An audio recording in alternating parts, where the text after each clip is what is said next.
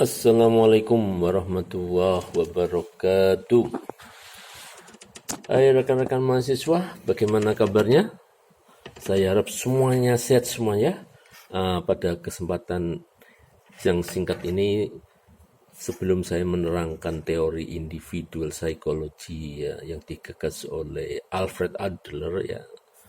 Jadi kemarin saya sudah merekam tentang teori Marxis ya, tapi terpotong gitu ya. Tapi intinya substansinya tidak terpotong ya. Jadi harap maklum gitu ya. Terus sekarang saya akan menjelaskan singkat juga tentang teori individual psychology-nya Alfred Adler ya.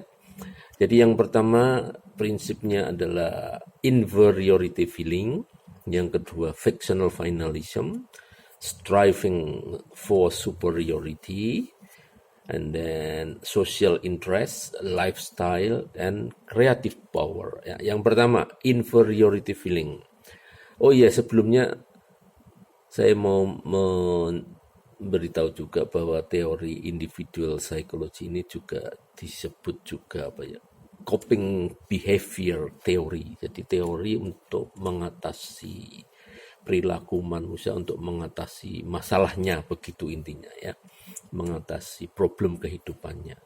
Jadi yang pertama inferiority feeling. Inferior, Anda semua tahu inferior itu adalah rasa inferior, rasa rendah diri ya, minder ya. Jadi tidak percaya diri. Jadi perasaan ini memang alami ya, yang dimiliki oleh setiap manusia. Jadi setiap diri manusia itu kadang merasa rendah, merasa terhina, atau merasa tidak berguna. Karena macam-macam sebabnya, karena ada kelemahan fisik, kelemahan ekonomi, karena gaya hidup yang tidak bisa menyesuaikan dengan situasi yang sekarang, jadi merasa minder gitu ya. Nah, orang merasa minder itu macam-macam tadi ya penyebabnya. Itu yang pertama inferiority feeling. Kemudian yang kedua adalah fictional finalism. Artinya fictional finalism itu bahwa manusia itu punya dream, punya impian dalam dirinya, punya angan-angan suatu saat nanti ingin jadi apa begitu. Nah, dream ini nanti bisa memberi semacam inspirasi orang untuk bangkit begitu ya. Itu fictional finalism itu gitu, angan-angan, impian. Kemudian yang berikutnya ada striving for superiority. Jadi tadi ada apa itu inferiority feeling. Lah ini adalah orang yang mau bangkit itu dia harus berjuang untuk menjadi superior. Perlu ada effort begitu dalam hidupnya.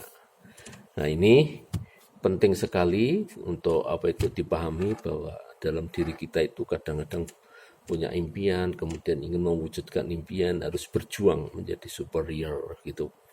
Kemudian yang keempat social interest. Social interest itu maksudnya bahwa dalam hidup ini kita punya kecenderungan minat gitu ya dalam kehidupan bermasyarakat ya, kaitannya dengan fictional finalism tadi. Ada keinginan yang ingin dimunculkan ya, ada semacam apa itu ya, bahwa kita ini dalam hidup itu ada ketertarikan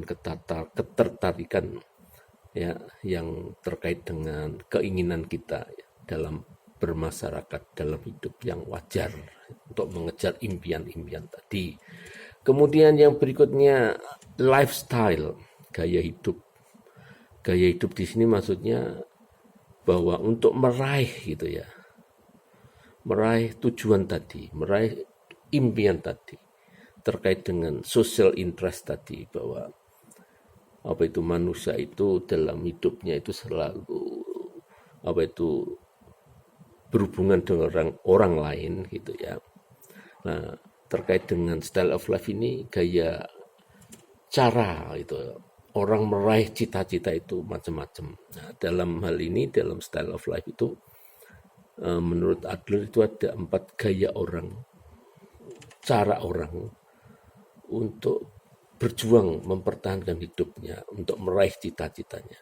Jadi ada 4 macam ya style of life di sini. Misalnya ada satu getting type, tipe-tipe orang dalam bergaul itu ada tipe getting type, kemudian ada avoiding type, kemudian ada socially useful type, kemudian ada apa lagi ya,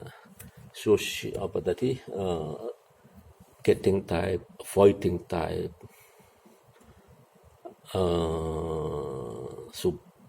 apa tadi, lupa tadi, getting type, socially useful type, avoiding type, kemudian yang satunya lagi adalah lupa ya, ada 4 sebenarnya, ruling type. Nah, jadi ada 4 style gaya orang bergaul dalam bermasyarakat. Jadi saya ulangi, ada ruling type, ada getting type, ada avoiding type, ada socially useful type. Memang idealnya itu kita kalau bisa itu ya socially useful type, tapi biasanya masing-masing orang itu punya kecenderungan, meskipun kita tahu teorinya, tapi ada kecenderungan ke getting type, avoiding type, atau ruling type begitu.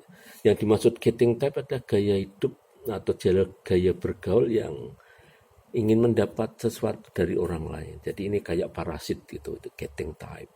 Kemudian kalau avoiding itu dia selalu menghindar kalau ingin diajak orang apa gitu ya, menghindar, menolak untuk bergaul dengan sesama begitu. Kemudian ruling type ini biasanya orangnya agresif, suka merintah-merintah, suka mendominasi begitu. Jadi dalam gaulnya itu dia selalu ingin memimpin begitu ya. Kalau yang berikutnya socially useful type itu orang ini tipe orang yang memberi manfaat, tidak untuk dirinya sendiri tapi untuk kebaikan orang lain, socially useful type. Kemudian yang berikutnya, basic teori dari Alfred Adler, individual psychology, adalah creative power. Untuk meraih tujuan tadi, dia kecuali dengan gaya hidup tadi, dengan social interest yang kita percaya bahwa manusia itu tidak bisa hidup sendiri di masyarakat, membutuhkan orang lain. Ini dibutuhkan lagi suatu daya, suatu kekuatan yang namanya creative power. Jadi manusia itu punya kemampuan untuk meng-create, membuat ya sesuatu langkah atau yang muncul dari pikiran dia dalam rangka untuk meraih tujuan.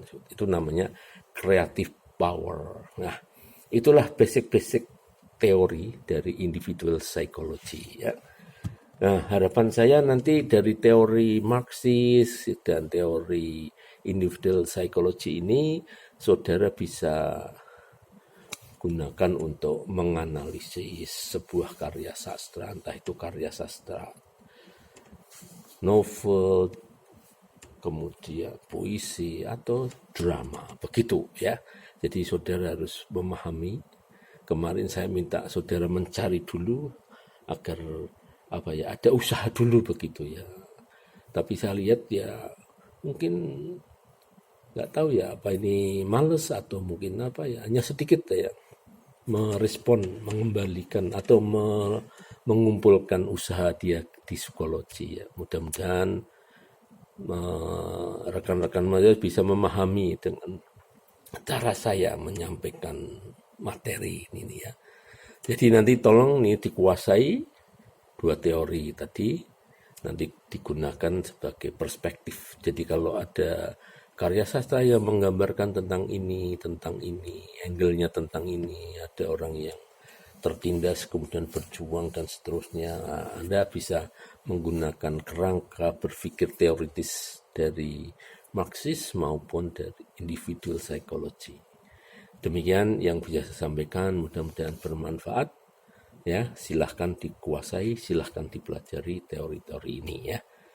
Oke, nanti kita lanjut dalam pertemuan berikutnya. Terima kasih. Akhirul kalam. Wassalamualaikum warahmatullahi wabarakatuh. See you.